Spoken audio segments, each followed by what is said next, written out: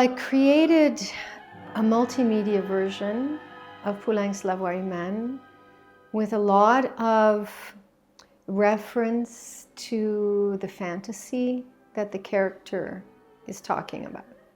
The opera seems to be about a woman who is having her final telephone or FaceTime or whatever conversation with her lover.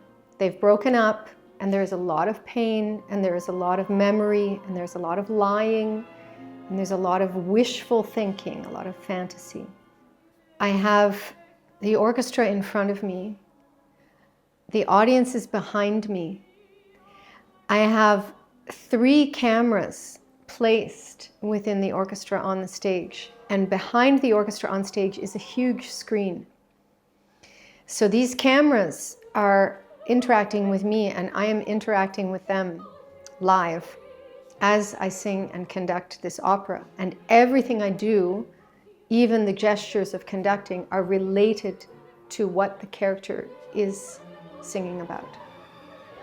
Elle, the character, is she a desperate woman? Is she a woman in pain?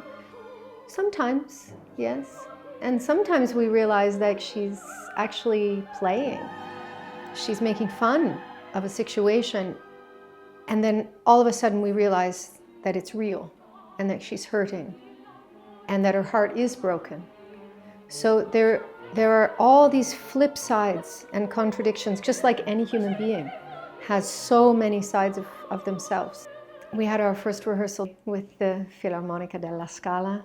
It was so exciting because this is an opera orchestra who are attached to singers. They are incredibly vocal. And I noticed that I was able to take different freedoms, new freedoms within the piece. We have 2 pieces on the program. It's a diptych, as we say. We open with Strauss' Metamorphosen, which is for 23 solo strings. The Strauss piece, I look at it like an opera. So it is a very intense, emotional song without words. The piece is dealing with memory, nostalgia, and loss in a collective way, looking at how society has lost something.